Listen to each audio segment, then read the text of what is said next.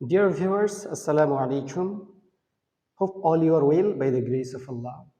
Today we will talk about noun. কোনো একটা ইংরেজি সেন্টেন্স যদি আমরা পাই তাহলে সেখানের মধ্যে ওই সেন্টেন্সগুলো অ্যানালাইজ করলে যে ওয়ার্ডগুলো আমরা পাই প্রত্যেকটা ওয়ার্ডকে পার্টস অফ স্পিচ বলা হয়। এই পার্টস অফ স্পিচের প্রথম প্রকারই হচ্ছে নাউন। সো আজকে আমরা নাউনের আইডেন্টিফিকেশন এবং পজিশন এই দুটো নিয়ে আলোচনা করব। একটা নাউন আইডেন্টিফাই করার জন্য আমরা কোন কোন ওয়ার্ডগুলো খুঁজে পাবো বা কোন ধরনের সাফিক্স বা প্রেফিক্স পাবো সেগুলো দেখব।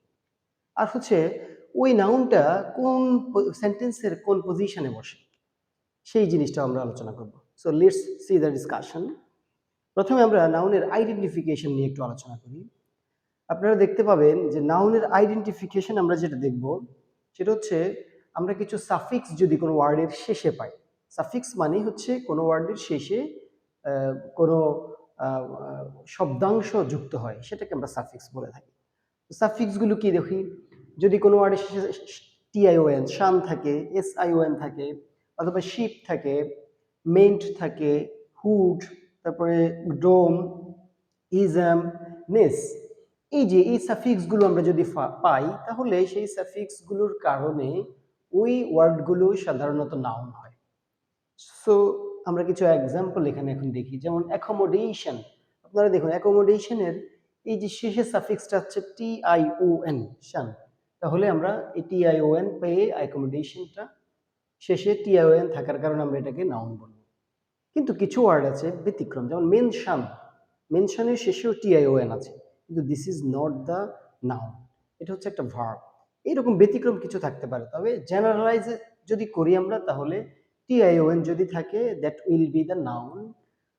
এবং পরবর্তীতে দেখি এসআইওএন, যেমন সাপ্রেশন, সাপ্রেশনের এসআইওএন শেষে আছে সাপ্রেশন, কাউকে দমিয়ে রাখা বোঝালে সাপ্রেশন আমরা ব্যবহার। তারপরে দেখুন যে শিপ, রিলেশনশিপ, কোনো ধরনের সম্পর্ক বোঝায় রিলেশনশিপ, এই টিআইও এস শেষে রিলেশনশিপ আমরা কি পেলাম, শেষে শিপ শব্দটা আমরা পেলাম। তারপরে এমইএনটি আছে, মেন্ট, ম্যানেজমেন্ট, এম্পাওয়ারমেন্ট, এই ওয়ার্ডগুলো যদি আমরা পাই শেষে সাফিক্স মেন্ট থাকার কারণে এগুলো আমরা ভার্ব নাউন হিসেবে পরিগণিত করলাম। তারপর আছে হুড, যেমন ব্রাদারহুড, ভ্রাতৃত্ব, তারপরে মাদারহুড বলা যায়। এই ওয়ার্ডগুলোকে আমরা সাধারণত কি বলি, নাউন বলি। তারপর ডোম, যেমন উইজডম, উইজডম মানে হচ্ছে প্রজ্ঞা, জ্ঞান, নলেজ, এগুলোকে বোঝায়। তারপরে আমরা শেষে হচ্ছে ইজম, ইজম হচ্ছে ন্যাশনালিজম, জাতীয়তাবাদ। তারপরে বলা যায় ইম্পেরিয়ালিজম, যেমন নেস, NESS, নেস। সাধারণত অ্যাডজেক্টিভের পরে যদি নেস ব্যবহার করি তাহলে সেটা নাউন হয়ে যায়। যেমন পোলাইট থেকে আমরা পেলাম পোলাইটনেস।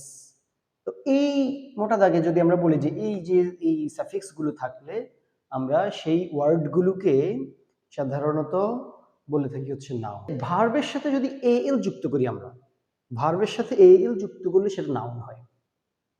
এমনিতেই সাধারণত AL যদি শেষে যুক্ত থাকে সেটাকে আমরা অ্যাডজেক্টিভ বলি, কিন্তু ভার্বের সাথে AL যুক্ত করলে সেটা আমরা নাউন পাই।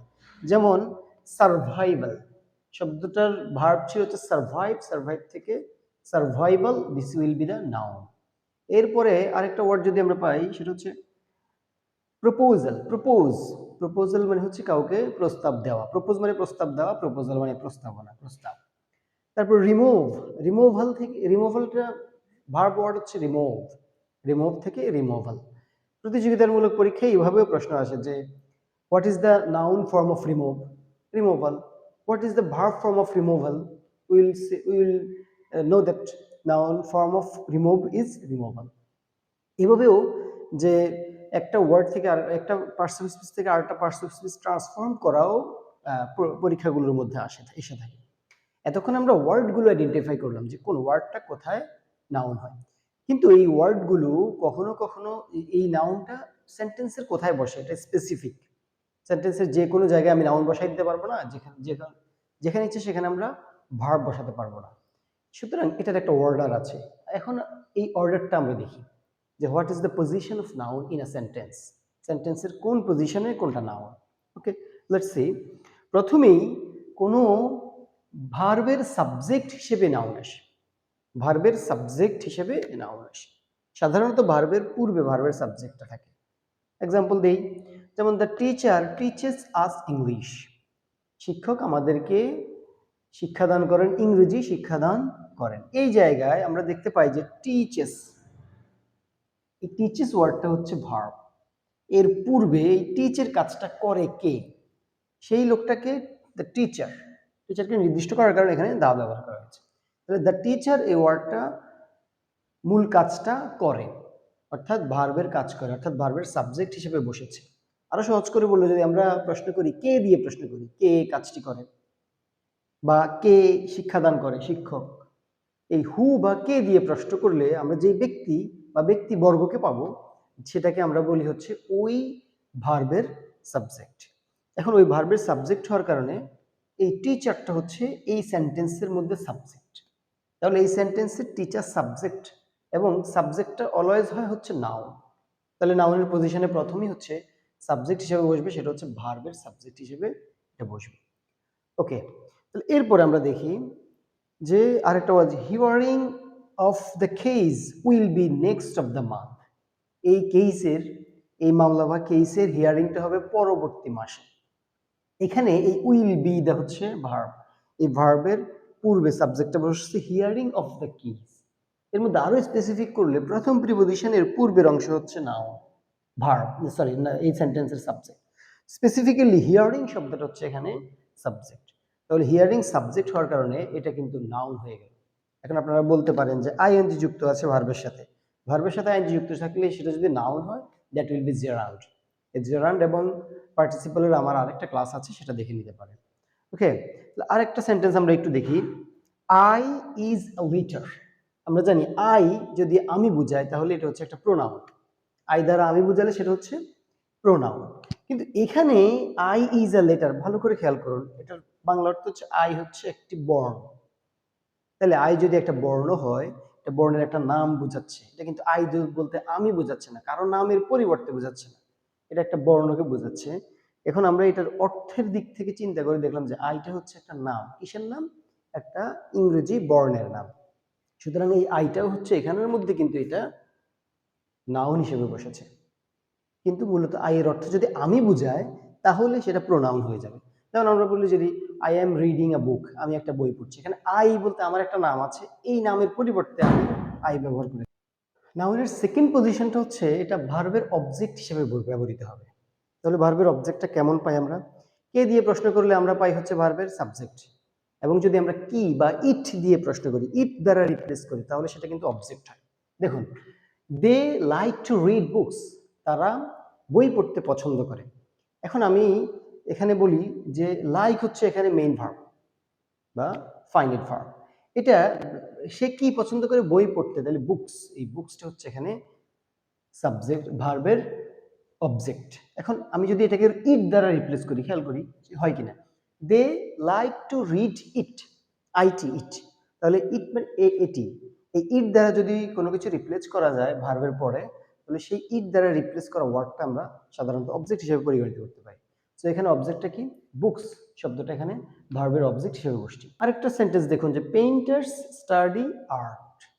এখানে পেইন্টার্স স্টাডি ইট যদি আমরা এখানে দিয়ে দিই, পেইন্টার কি পছন্দ করে, কি নিয়ে পড়াশোনা করে বা কি নিয়ে অধ্যয়ন করে, তাহলে আমরা সেন্টেন্সের অর্থ পাই, এই উত্তর পাই হচ্ছে আর্ট। এখানে আর্টটা হচ্ছে এই সেন্টেন্সের মধ্যে অবজেক্ট, ভার্বের অবজেক্ট। অবজেক্ট হওয়ার কারণে এটা হচ্ছে একটা নাউন। ওকে, নাউনের সেকেন্ড পজিশন আমরা দেখলাম। So let's see the third position of noun in a sentence. Subject এবং অবজেক্টের কমপ্লিমেন্ট হিসেবেও এই নাউনটা বসতে পারে। সাবজেক্টের কমপ্লিমেন্ট এবং অবজেক্টের কমপ্লিমেন্ট বলতে পারেন। সাবজেক্টের কমপ্লিমেন্ট কি, অবজেক্টের কমপ্লিমেন্ট কি? সহজ ভাষায় বলি, এটা নিয়ে আরেকটা বড় আলোচনা করা যাবে। সহজ ভাষা হচ্ছে সাবজেক্টের পরিপূরক হিসেবে যে ওয়ার্ডটা বসবে সেটাও নাউন। অবজেক্টের পরিপূরক হিসেবে, অর্থাৎ অবজেক্টকে পরিপূর্ণ করার জন্য আরেকটা ওয়ার্ড যদি ব্যবহার করা হয় অবজেক্টকে নির্দেশ করে, অবজেক্টকে বুঝিয়ে, সেটা হচ্ছে ওই সেন্টেন্সের ওই সাবজেক্ট এবং অবজেক্টের complement. The citizens elected him president. Citizen বা নাগরিকরা তাকে প্রেসিডেন্ট হিসেবে ইলেক্ট করেছে বা নির্বাচিত করেছে। এখন দেখুন, হিম, হিম মানে তাকে, তাকে কি বানিয়েছে? প্রেসিডেন্ট বানিয়েছে। এখানে কিন্তু হিম যেই লোক প্রেসিডেন্টও সেই লোক। ধরেন আমরা যদি বলি দ্য সিটিজেন্স ইলেক্টেড হিমের পরিবর্তে কোনো একটা নাম দিলাম বা প্রোনাউন দিলাম, এই প্রোনাউনের পরে যে ওয়ার্ডটা আছে সে প্রেসিডেন্ট যেই লোক, হিমও সেই লোক। তারপরে হচ্ছে হিম, এটা হচ্ছে এই সেন্টেন্সের অবজেক্ট প্রোনাউন, এবং এই অবজেক্টকে আরো মোর এমফাসাইজ করার জন্য অবজেক্টের পরিপূরক হিসেবে প্রেসিডেন্ট ওয়ার্ডটা বসেছে। সো আমরা এখানের মধ্যে প্রেসিডেন্টটা হচ্ছে নাও, এবং সেটা কাকে নির্দেশ করে? হিমকে নির্দেশ করে। আরেকটা এক্সাম্পল দেখি, এটা হচ্ছে রহিম ইজ আ স্টুডেন্ট। এটা হচ্ছে অবজেক্টের কমপ্লিমেন্ট, উপরেরটা হিমের complement. Rahim is a student, তাহলে রহিম একজন ছাত্র। এখানে এই ছাত্র, এই স্টুডেন্ট, এই ওয়ার্ডটা কাকে নির্দেশ করছে? রহিমকে কি নির্দেশ করছে? খেয়াল করি, রহিমকে, রহিম ছাত্র, তার মানে রহিমের পরিচয় এখানে প্রদান করতেছে। এটা হচ্ছে সাবজেক্টের কমপ্লিমেন্ট। সুতরাং এই স্টুডেন্ট, এই ওয়ার্ডটা হচ্ছে সাবজেক্টের কমপ্লিমেন্ট, এবং সাবজেক্টের কমপ্লিমেন্ট হওয়ার কারণে এটা হচ্ছে নাউন। আবার দেখেন, রহিমের অবস্থান যদি বর্ণনা করত তাহলে কিন্তু সেটা রহিমের কমপ্লিমেন্ট হতো না, সেটা রহিমের কোনো দোষ গুণ বোঝাতো। যেমন আমি যদি বলি যে রহিম ইজ হ্যাপি, রহিম রহিম এখন খুশি বা সুখী, এইখানে এই হ্যাপিটা কিন্তু ভার্ব, নাউন না, এবং এটা কমপ্লিমেন্ট না, এটা রহিমের অবস্থান বোঝাচ্ছে।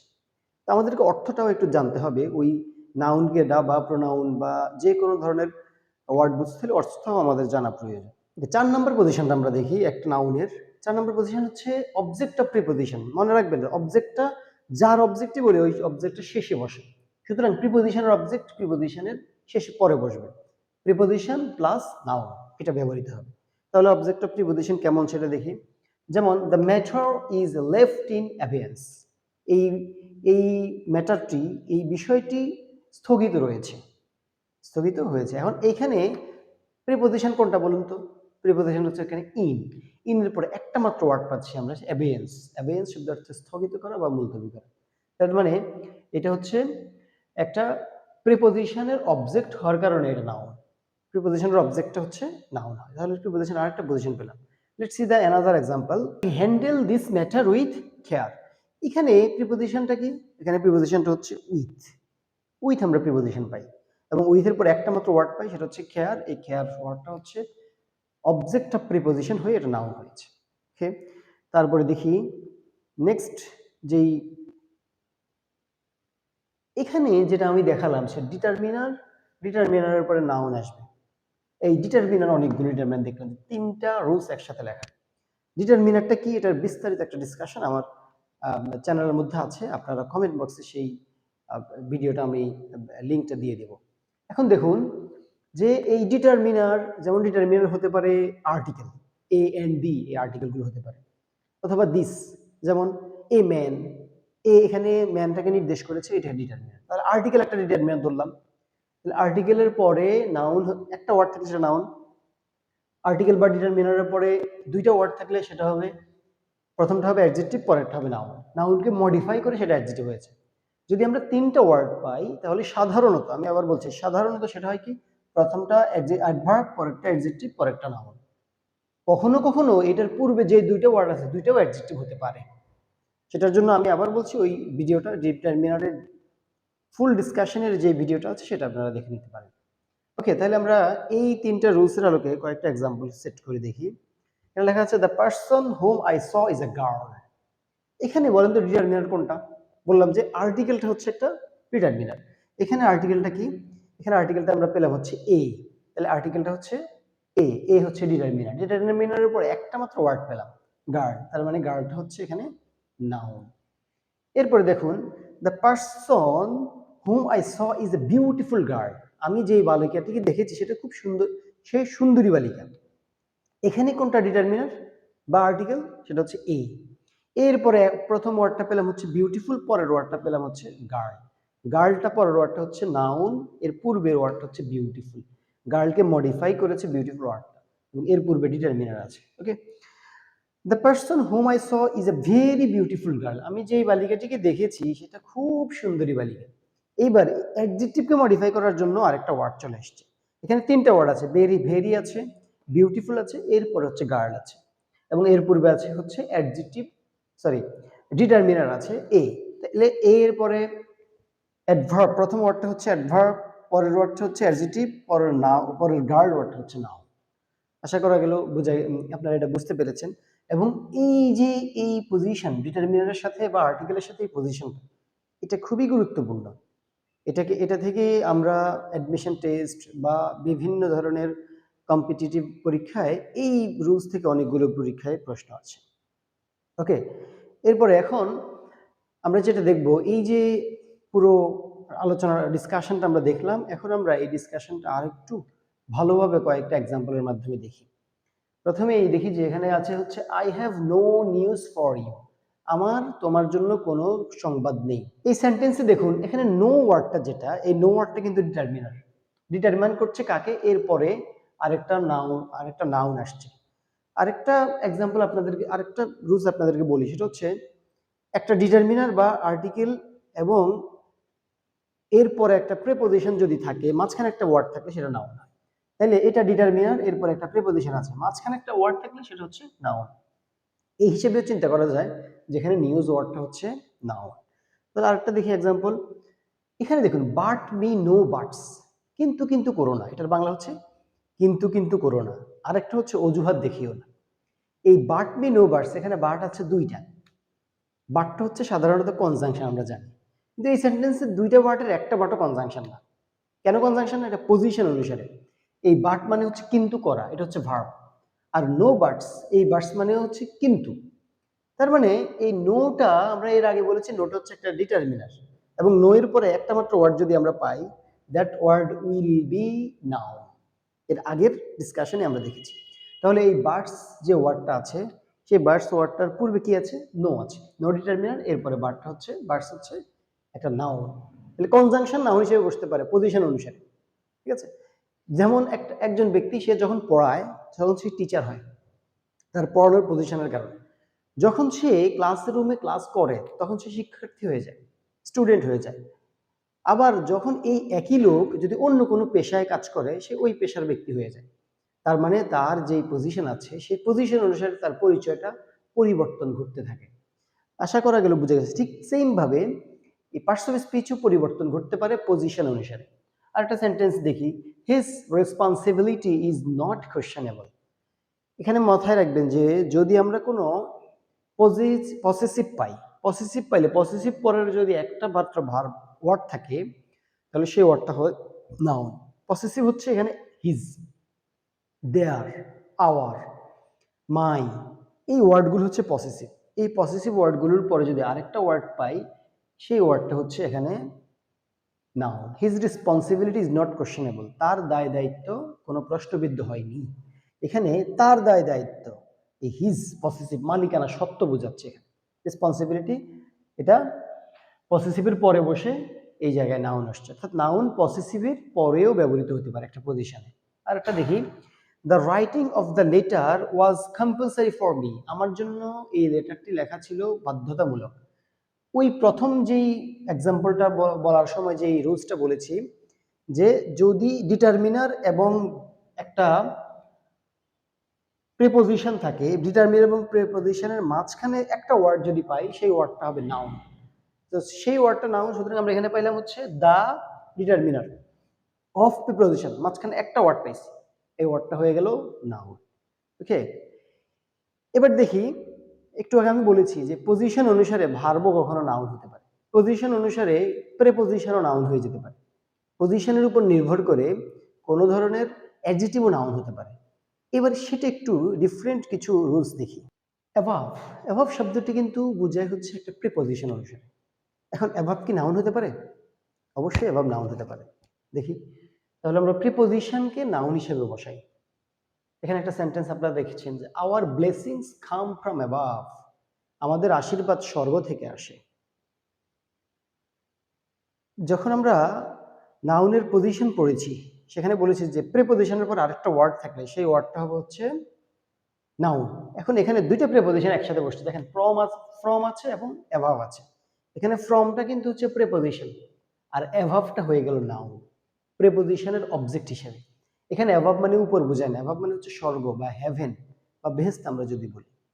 তাহলে এখানে কিন্তু আওয়ার ব্লেসিংস, এখানেও এটাকেও আমরা বলতে পারি আওয়ার, আওয়ার শব্দটা হচ্ছে এই জায়গায় পসেসিভ, এরপর একটা নাউন বসছে। ব্লেসিংস মূলতই নাউন, কিন্তু এই অ্যাভাবটা তো নাউন না মূলত, কিন্তু এই সেন্টেন্সে সেটা যেই পজিশনে বসছে সেই পজিশন অনুসারে নাউন।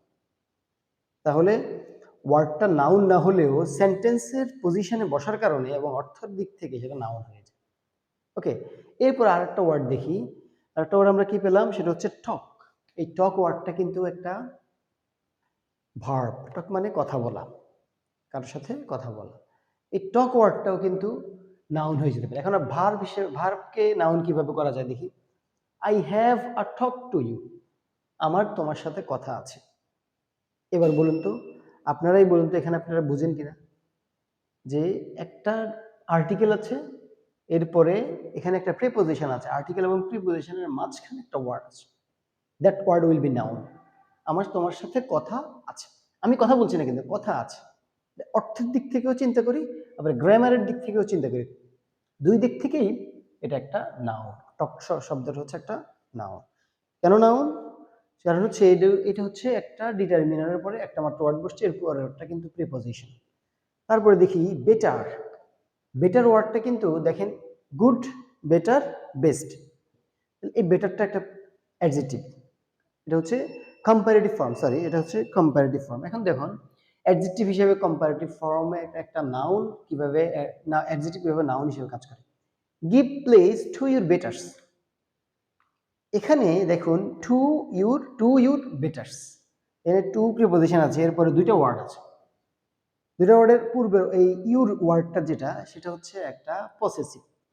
আমরা জেনেছি যে পসেসিভের পরের যে ওয়ার্ডটা আছে সেটা হচ্ছে নাউন। সো এই বেটার শব্দটা এখানের মধ্যে নাউন হিসেবে কাজ করেছে। তারপর আরেকটা, তাহলে ইউর বেটার শব্দটা নাউন হিসেবে কাজ করেছে। I am satisfied with less, আমি কম পেয়েই স্যাটিসফাইড, সন্তুষ্ট।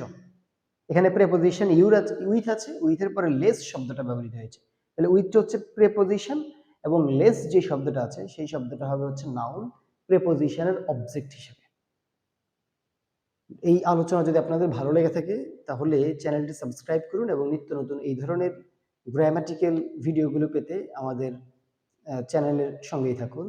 ধন্যবাদ সকলকে।